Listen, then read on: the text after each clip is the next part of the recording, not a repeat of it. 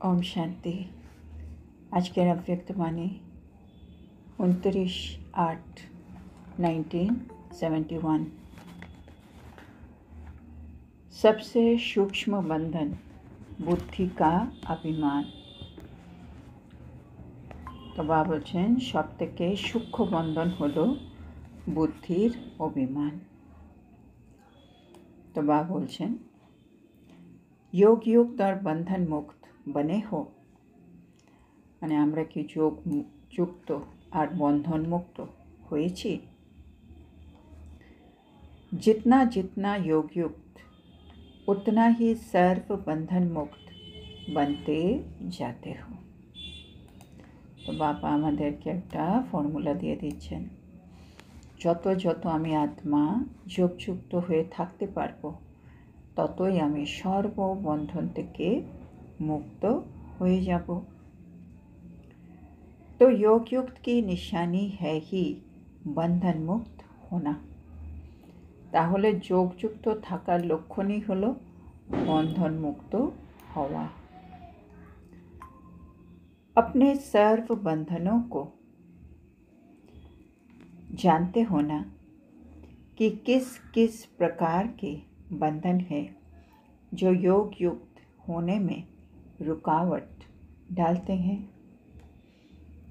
বাবা বলছে আমরা সকলেই নিজের বন্ধনগুলিকে জানি। কোন বন্ধন? যেগুলো কোনো না কোনো প্রকারে আমাদেরকে যোগযুক্ত হওয়ার সামনে বাধা হয়ে দাঁড়ায়। মানে কিছু বন্ধন আছে যেগুলো আমার যোগযুক্ত হওয়াতে বাধার সৃষ্টি করে। তো বাবা বলছে সেই সকল বন্ধনগুলিকে তো তোমরা জানো। जैसे सर्व दुखों की लिस्ट निकालते थे वैसे भिन्न भिन्न बंधनों की लिस्ट निकालो। तो बाबा এখন আমাদের একটা হোমওয়ার্ক দিচ্ছেন। এর আগে একবার বলেছিলেন সর্ব দুঃখের লিস্ট বের করো, মানে কোন কোন জিনিস থেকে আমি দুঃখ পাই তার একটা লিস্ট। আজকে বাবা বলছে ভিন্ন ভিন্ন বন্ধনের একটা লিস্ট বের করো। মানে আমার জীবনে কতগুলো বন্ধন আছে বাবা বলছে এক জায়গায় লিখে लिस्ट করে ফেলো।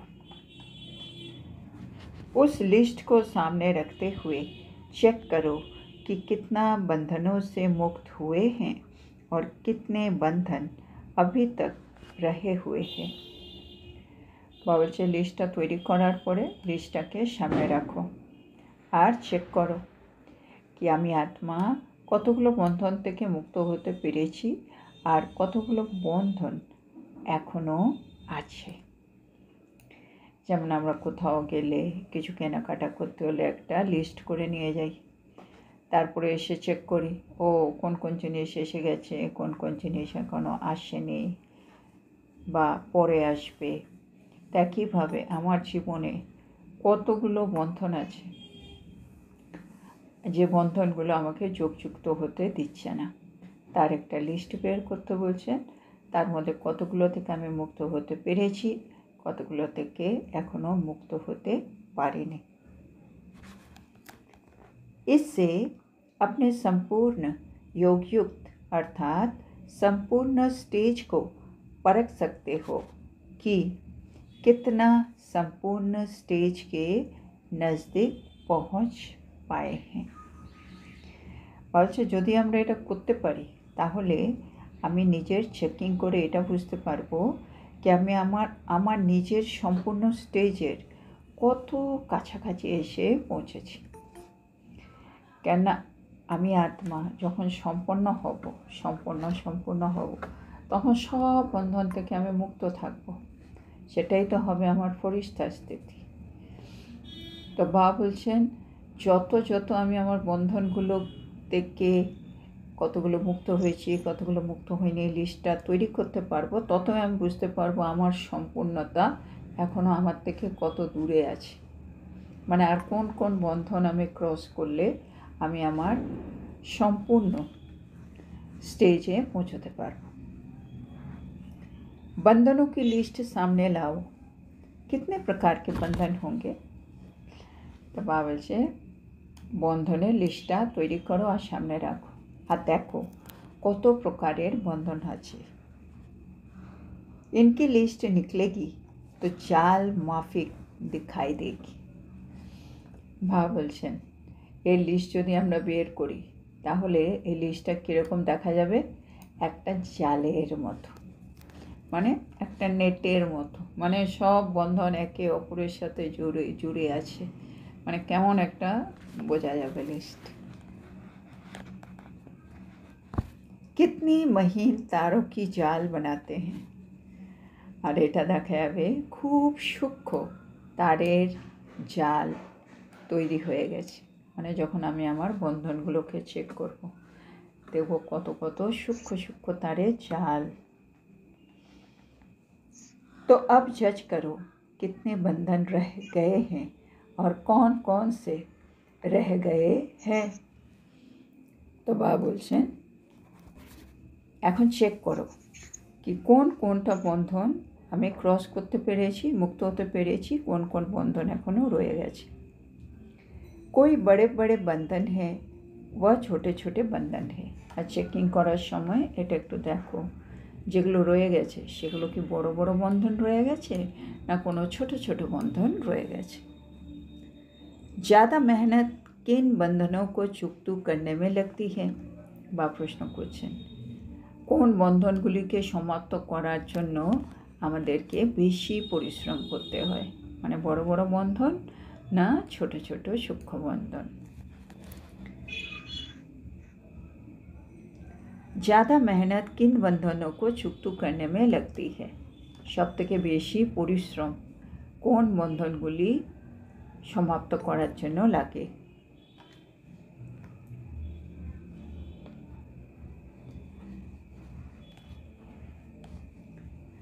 सभी से कड़े से कड़ा बंधन कौन सा है, তো বাবা বলছে সব থেকে গাঢ় বন্ধন কোনটি, তো সবাই বলল দেহ অভিমান।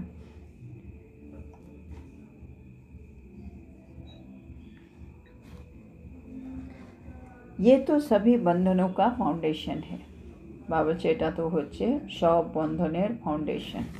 কোনটা, দেহ অভিমান।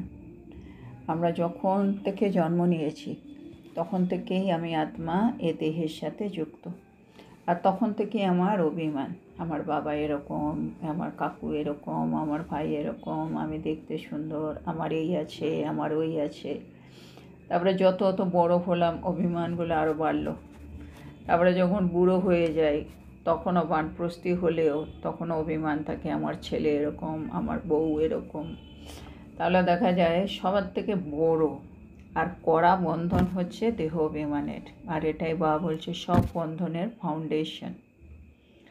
लेकिन प्रत्यक्ष रूप में सभी से कड़ा बंधन कौन सा है, কিন্তু বাবা আরেকটা বন্ধনের ব্যাপারে জানতে চাইছেন। বাবা বলছে প্রত্যক্ষ রূপে সব থেকে গাঢ় বন্ধন কোনটি। लोक लाज तो बहुत छोटी बात है, ये तो फर्स्ट स्टेप है। কেউ হয়তো বলেছে লোকলাজ, বা হচ্ছে লোকলাজ এটা তো খুব ছোট কথা, এটা তো প্রথম স্টেপ, মানে এটা গাঢ় বন্ধন নয়। सभी से बड़ा अंतिम बंधन है, এবার বাবা বলছেন সব থেকে বড় अंतिम बंधन হলো श्रीमत के साथ अपने ज्ञान बुद्धि को मिक्स करना, श्रीमतेर साथे निजेर ज्ञान बुद्धि के मिक्स करे देवा। अर्थात अपने को समझदार समझकर, श्रीमत को अपनी बुद्धि की कमाल समझकर काम में लाना। तो बाबा বলছে সব থেকে অন্তিম বন্ধন হচ্ছে যখন আমি আত্মা নিজেকে সমঝদার মানে বোঝদার ভেবে শ্রীমতকে আমার নিজের বুদ্ধির কামাল ভাবব, মানে শ্রীমতে আমি ফলো করেছি বলে আমি প্রাপ্তি পেয়েছি সেটা নয়, আমি বলবো এটা আমার বুদ্ধির কামাল, জানো আমি এই করেছি বলে এই পেয়েছি। আর বাবা বলছে এটাই হলো সবার থেকে বড় বন্ধন। বাবা বলে না মানে লৌকিকে যা বন্ধন অলৌকিকে এসেও আমরা নানা রকম বন্ধনে আবদ্ধ হয়ে যাই, তো তার মধ্যে এটা হচ্ছে সবার থেকে বড় বন্ধন, মানে বুদ্ধির অভিমান এসে আছে।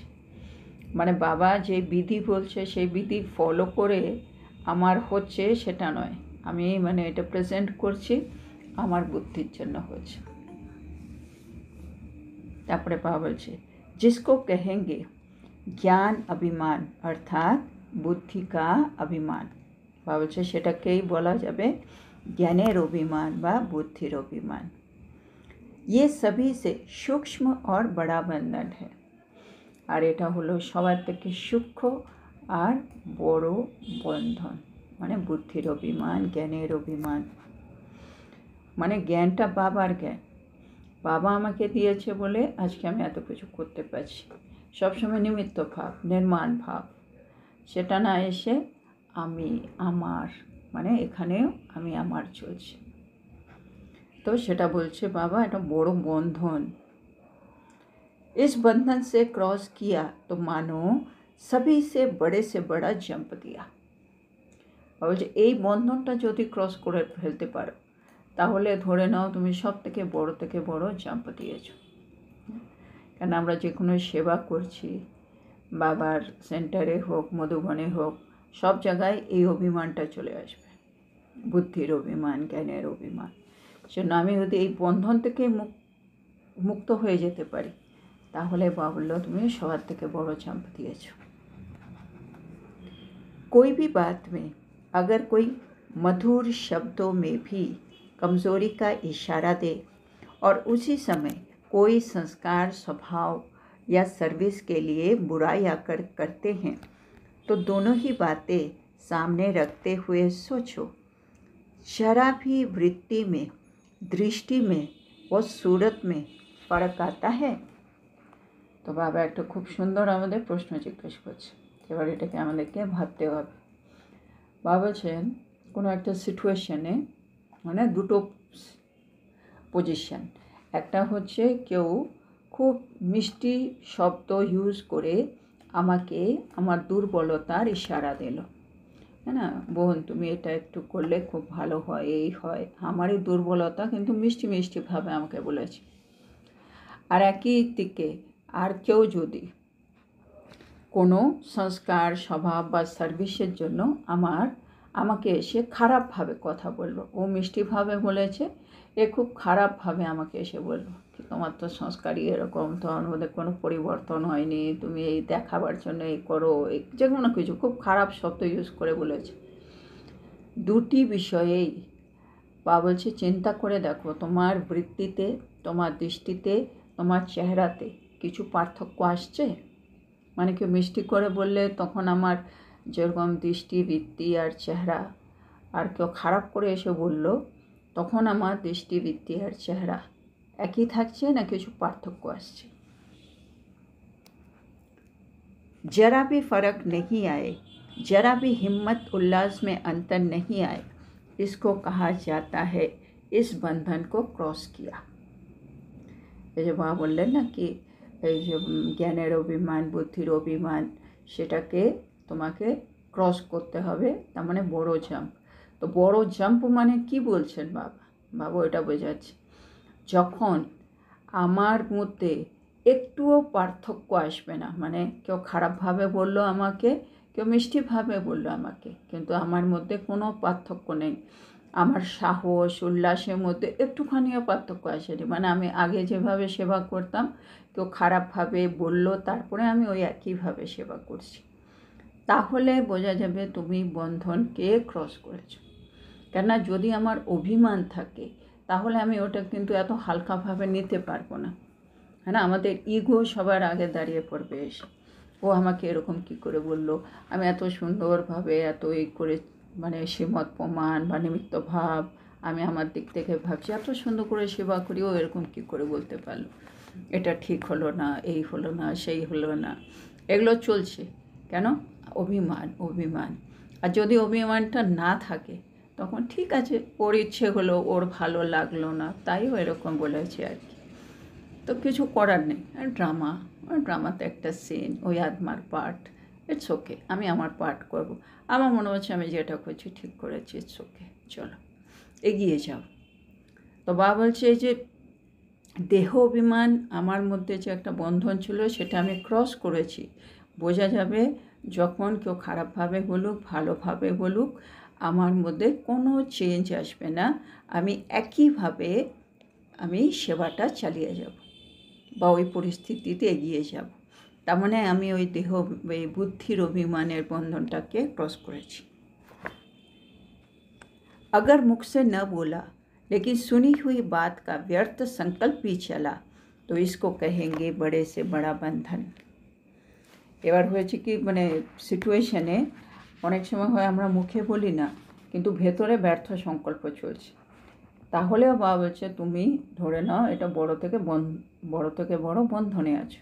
মানে বুদ্ধির অভিমান আছে, সেজন্য ভেতরে অনেকটা ব্যর্থ চলে গেছে, তার মানে তুমি এখনও বন্ধনে আছো। তার মানে আমার ভেতরেও কোনো সংকল্প চলবে না। जो गायन है निंदा स्तुति हार जीत महिमा व ग्लानि में समान, अर्थात बुद्धि में नॉलेज रहेगी कि ये हार है, ये जीत है, ये महिमा है, ये ग्लानि है, लेकिन एक रस अवस्था व स्थिति से डगमग न हो, इसको कहा जाता है समानता। মানে বুদ্ধির অভিমান যদি না থাকে আমার মধ্যে সমতা চলে আসবে, মানে যে কোনো পরিস্থিতিতে আমি একরকম। শোনা বাবা বলছে যে গায়ন আছে নিন্দা স্তুতি হার জিত মহিমা নিন্দা সব কিছুতে সমান থাকতে হবে। তার মানে কি বুদ্ধিতে নলেজ আছে কি হ্যাঁ এখানে আমি একটু পরাজয় হয়েছি, এখানে আমি একটু জয়ী হয়েছি, এখানে মহিমা এটা নিন্দা, কিন্তু অবস্থা একরস, স্থিতিতে আমি অস্থির হচ্ছি না। আমি জিনিসটা বুঝেছি কি হ্যাঁ এই মুহূর্তে এটা আমি ঠিক ভালো করে পারফর্ম করতে পারিনি, আর একটু বেটার করতে হবে, তাহলে এই মানে আমি কারণটা খুঁজলাম, নিবারণ করলাম, জিনিসটা বুঝে নিলাম, কিন্তু অবস্থা একই থাকছে, তার মানে সমতা। नॉलेज होते हुए भी डगमग नहीं होना, ये है विजय। হ্যাঁ মানে অনেক সময় কি হয় আমরা বুঝে আবার আমরা ডিস্টার্বও হয়ে যাই। তো বাবা বলছে না নলেজ আছে কি হ্যাঁ আজকের এটা ঠিক হয়নি, এখানে আমি একটু মানে কেউ আমাকে নিন্দা করেছে বুঝেছি, কিন্তু আমার স্থিতি একই রকম থেকে আছে, আমার মধ্যে কোনো অস্থিরতা নেই, তার মানে আমি বিজয়ী হয়েছি। तो इस कड़े बंधन को क्रॉस कर लिया अर्थात संपूर्ण फरिश्ता बन गए। তার মানে হলো তুমি এই বড় বন্ধন, এই যে বুদ্ধির অভিমান জ্ঞানের অভিমান, এই বন্ধনটাকে ক্রস করে ফেলেছো। যখন আমি সব কিছু বুঝেছি কিন্তু আমার ভেতরে কোনো অস্থিরতা নেই, তার মানে তুমি সম্পূর্ণ ফরিস্তা হয়ে গেছো। বিজয়ী হওয়া মানে সম্পূর্ণ ফরিস্তা। ফরিস্তা দেহ ভান থেকে উপরে, যেন ওর কোনো ভান নেই কে ভালো বলছে কে খারাপ বলছে, ও একরস অবস্থায় করে আছে নিজের কাজ। इसके लिए मुख्य प्रयत्न कौन सा है? এবার এর জন্য মুখ্য প্রচেষ্টা আমরা তাহলে কি করব? ये अवस्था कैसे रखे जो इस अवस्था को भी क्रॉस कर ले, তাহলে আমি এই অবস্থাটা স্থিতিটা নিজের মধ্যে কিভাবে রাখবো যাতে আমি এই বন্ধনটাকে সত্যি ক্রস করতে পারি। জ্ঞান অভিমান কো कैसे क्रॉस करे, है ना, এগুলো প্রশ্ন এখন বাবা তো বলেছে ঠিক বুঝলাম, তাহলে কিন্তু এটা করব কি করে, জ্ঞানের যে অভিমান আসে এটা কি করে ক্রস করব, इसका पुरुषार्थ क्या है, এর জন্য কি পুরুষার্থ করতে হবে। तो बाबा बोलছেন आप सभी ने जो भी बातें सुनाई वो भी अटेंशन में रखने की है। बाबा বলছে তোমরা তো অনেক কিছু বললে, সেগুলোও কিন্তু অ্যাটেনশনে রাখতে হবে। लेकिन এবার কি করতে হবে, लेकिन साथ साथ इस कड़े बंधन को क्रॉस करने के लिए सदैव ये बातें याद रहे हम कल्याणकारी बाप की संतान है। বাবা বলছে আমাদের সব সময় মনে রাখতে হবে আমি কে, আমি কল্যাণকারীর বাপ, কল্যাণকারী বাবার সন্তান, সেটা সবসময় মনে রেখো। जो भी देखते हैं सुनते हैं उसमें अकल्याण का रूप होते हुए भी अपनी कल्याण की बात को निकालना है। तो এটা হচ্ছে পুরুষার্থ। আমি যা কিছু দেখছি শুনছি সেখানে অকল্যাণের রূপ, মানে কেউ নিন্দা করলো আমার, হ্যাঁ, কেউ অনেক খারাপ শব্দ বললো, কেউ আমার উপরে রাগারাগি করলো, যে কোনো কিছু একটা অকল্যাণের একটা সিচুয়েশন দেখতে পাচ্ছি, কিন্তু তার সত্ত্বেও বাবা বলছে সেখান থেকে নিজের কল্যাণের বিষয়টা তোমাকে বের করে নিতে হবে। এটা হচ্ছে পুরুষার্থ। তাইলে আমি কি হবে, ওই দুটো সিচুয়েশনেই অবস্থা আমার সমান থাকছে। भल रूप अकल्याण का है, हार व ग्लानि का हो, क्योंकि स्थिति को डगमग करने के कारण ये तीनों ही होते हैं। तो बाबा বলছে রূপ কিন্তু তিন রকম হবে। বাবা বলছে যেগুলোতে আমরা বেশিরভাগ অস্থির হয়ে পড়ি। কী কী তিনটে রূপ? অকল্যাণ, পরাজয় বা নিন্দা। এরকম তিনটেই মানে সিচুয়েশন দেখা যায় যার মধ্যে আমরা অস্থির হয়ে পড়ি। तो रूप भले यही दिखाई दे, लेकिन उस अकल्याण के रूप को कल्याणकारी के रूप में ट्रांसफ़र करने की शक्ति व ग्लानि को भी उन्नति का रूप समझकर धारण करने की शक्ति व हारे से भी आगे के लिए 1000 गुना विजयी बनने के लिए हिम्मत, उल्लास और युक्ति निकालने की शक्ति अगर आपके पास है तो कभी भी सूरत और सीरत में उसका असर नहीं पड़ेगा। तो बाबा এখন বলছে পরিস্থিতি তো অকল্যাণের, পরাজয়, নিন্দা তিন রকমই আসতে পারে যখন আমরা অস্থির হয়ে যাব। কিন্তু তোমরা কি করবে? তোমরা অকল্যাণের রূপটাকে কল্যাণকারী রূপে ট্রান্সফার করবে। তোমরা নিন্দাকে উন্নতির রূপ মেনে ধারণ করবে। আর বাবা বলছেন হার, যেখানে আমি পরাজয় হয়েছি সেখানে ভবিষ্যতে এর থেকেও 1000 গুণ বেশি বিজয়ী হয়ে দেখাবো, এরকম সাহস, উল্লাস আর যুক্তি বের করবে। তাহলেই কি হবে, তোমার চেহারা, তোমার চরিত্রে তার প্রভাব আর পড়ছে না। মানে সামনে একটা অকল্যাণের সিন, কিন্তু ওখান থেকে আমি কল্যাণের পয়েন্টটা বের করে নিলাম। আচ্ছা, এরকম করলে তাহলে পরেরবার থেকে ব্যাপারটা ঠিক থাকবে। তো সাথে সাথে আমার মধ্যে আর কোনো চেঞ্জ নেই। আমি যে অস্থির হয়ে যেতাম ওই ব্যাপারটা কেটে গেল। মানে কেউ নিন্দা করলো, সাথে সাথে বুঝে গেলাম আচ্ছা এটাই হচ্ছে আমার উইক পয়েন্ট, না এটাকে এইভাবে এই করলে না এই উইক পয়েন্টটা কেটে যাবে। সাথে সাথে আমি ওটাকে উন্নতির রূপ মেনে নিলাম আর নিজেকে চেঞ্জ করে নিলাম। তাহলে আমার আর ব্যাপারটা খারাপ লাগছে না, আমি পথটা বের করে নিলাম। বাবা বলছে পরাজয়, যেখানে হেরে গেছি, ওকে আজকে হেরে গেলাম না, ঠিক আছে কালকে থেকে এই করলে আমি ঠিক বিজয়ী হবই। সেই সাহস, উল্লাস আর যুক্তি বের করে মানে সব কিছুকে ট্রান্সফার করো। তাহলে বাবা বলছে ওই সমানতা থেকে যাবে। আমি বিজয়ী হলে যেরকম হতাম, পরাজয় হলেও আমি ওখান থেকে মানে ট্রান্সফার করে বের করে নিলাম কীভাবে আমি বিজয়ী হতে পারব। তো বাবা বলছে তোমার চেহারা আর চরিত্রে কোনো প্রভাব পড়বে না। তো রহস্য क्या हुआ? তাহলে রহস্য কি হলো? कोई भी बात को या समस्या को ट्रांसफ़र करके ट्रांसपेरेंट बनना है। তো বাবা বলছে তাহলে কী করতে হবে? যে কোনো সমস্যা বা যে কোনো বিষয় এলে তুমি ওটাকে ট্রান্সফার করে ট্রান্সপ্যারেন্ট করে দেবে, মানে ট্রান্সফার করে পারদর্শী করে দেবে। মানে আমি জিনিসটা ক্লিয়ারলি বুঝে গেছি কী করতে হবে। অর্থাৎ अपकारी पर भी उपकारी बनना है। মানে সামনে লোক যে ছিল আমার অকল্যাণ, পরাজয়, নিন্দা, মানে অকল্যাণ অপকারীর অবস্থায় ছিল, কিন্তু তার থেকে আমি পজিটিভটা নিয়ে ওকে উপকারীর ক্যাটাগরিতে ফেলে দিলাম। মানে ও খারাপের জন্য বলেছে আমাকে, কিন্তু তার থেকে আমি পজিটিভটা বের করে নিলাম। তো আজকে আমরা এখানেই থামব। তো বাবা কত সুন্দর করে আমাদেরকে বোঝাচ্ছেন কি আমাদের মধ্যে যে অভিমানটা আসে সেটাকে আমরা কি করে কাট করতে পারবো, কমাতে পারবো বা একেবারে শেষ করে দিতে পারবো। তো আজকে বাবা আমাদেরকে কী বুঝিয়েছেন? বাবা বলছেন আমরা যত ভালো যোগযুক্ত হতে পারবো অতই আমরা সর্ববন্ধন থেকে মুক্ত হতে পারব। তাইলে আমি যদি বন্ধন মুক্ত আছি তার মানেই আমি যোগযুক্ত, মানে দুটোই একে অপরের সাথে যুক্ত। বাবা বলছে এবার নিজের জীবনে সব বন্ধনগুলির একটা লিস্ট তৈরি করো। আগে বাবা বলেছিলেন একটা দুঃখের লিস্ট তৈরি করো, এখন বলছেন বা একটা বন্ধনের লিস্ট তৈরি করো।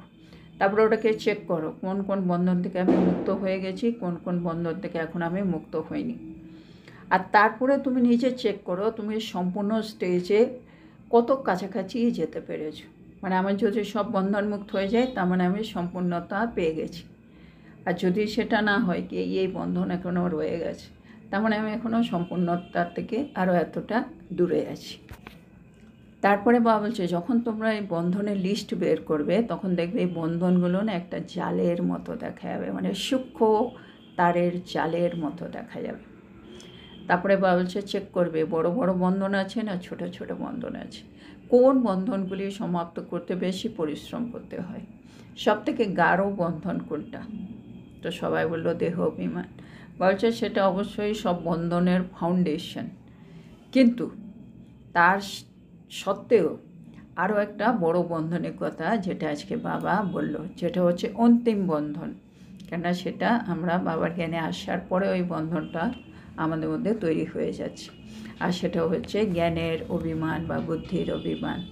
তার মানে বাবা বলছে আমরা শ্রীমতের সাথে নিজের জ্ঞান আর বুদ্ধিকে মিক্স করে দিই, আর এটাই হলো সূক্ষ্ম আর সবার থেকে বড় বন্ধন।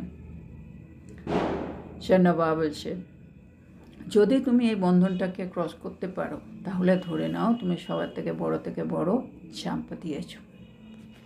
আর এটা সত্যি বন্ধনটা আমার মধ্যে আছে কি না, মানে জ্ঞানের অভিমান আছে কি না, বুদ্ধির অভিমান আছে কি না আমার মধ্যে, সেটা কি করে বুঝবো। সেজন্য বাবা বললো যখন কেউ আমাকে ফিডব্যাক দিচ্ছে, কেউ সেটাও যদি খারাপভাবে দেয় আর কেউ ভালো মিষ্টিভাবে দেয়, দুটোতেই কি আমার অবস্থা একই রকম থাকে কি না চেক করো। যদি একই রকম থাকে তাহলে ঠিক আছে, যদি না মানে খারাপভাবে বললে আমার খারাপ লাগছে, ভালোভাবে বললে আমার ঠিক লাগছে, তাহলে আমি এখনও বন্ধনে আছি। বাবা বলছে ওই যে নিন্দা স্তুতি হার জিত, হ্যাঁ না, মান অপমান জয় পরাজয়, এই যে বলে এটা আমাদের অবস্থার কথা বলছে। মানে যখন আমি আত্মা একরস অবস্থায় থাকবো, আমার স্থিতিতে কোনো অস্থিরতা থাকবে না, সবসময় সমতা থাকবে। বা বলছে নলেজে থাকছে কি হ্যাঁ এটা খারাপ এটা ভালো, কিন্তু ভেতরের অবস্থায় কোনো অস্থিরতা যেন না থাকে, তার মানে আমি বন্ধনকে ক্রস করেছি, তার মানে আমি বিজয়ী হয়েছি। তো বাবা বলছে এটা ক্রস করার জন্য আমার কি পুরুষার্থ বাবা বলছে কল্যাণকারী বাবার আমি সন্তান, যেন যা কিছু দেখছি শুনছি তাতে অকল্যাণের রূপ থাকতেই পারে, কিন্তু তার মধ্যে মানে কল্যাণ নিহিত আছে। বাবা বলে না মানে কল্যাণ समाया हुआ है কল্যাণ में, মানে দেখতে অকল্যাণ মনে হচ্ছে কিন্তু ওর মধ্যে কল্যাণ আছে, আর কল্যাণটা তুমি খুঁজে বের করে নেবে। সেজন্য বাবা বললেন ট্রান্সফার করো, কি অকল্যাণের পরিস্থিতি ওটাকে কল্যাণকারী রূপে ট্রান্সফার করো। কেউ নিন্দা করছে তুমি ওটাকে উন্নতি রূপে ট্রান্সফার করো, মানে ওর পয়েন্টটাকে ধরে কি করে আমি আত্মা উন্নতি করতে পারবো। পরাজয় এসেছে, ভবিষ্যতে কি করলে আমি 1000 গুণা বিজয়ী হতে পারবো। আর তার জন্য নিজের মধ্যে সাহস রাখো, উল্লাস রাখো, যুক্তি বের করো। বলছে এগুলো করলে কি হবে, ওই একই পরিস্থিতিতে আমার চেহারা আমার চরিত্রে কোনো প্রভাব পড়বে না ওই নেগেটিভ সিচুয়েশানগুলোর। তাহলে বাবা বলছে তুমি ট্রান্সফার করা শেখো, ট্রান্সফার করে ট্রান্সপ্যারেন্ট হয়ে যাও, মানে পারদর্শী হয়ে যাও। তার মানে আমি একরস অবস্থায় থেকে যাব, আমার মধ্যে কোনো চেঞ্জ আসবে না। তো আজকের এত সুন্দর শিক্ষার জন্য আমরা আমাদের প্রিয় শিব বাবাকে বলবো ধন্যবাদ বাবা, ধন্যবাদ। ওম শান্তি।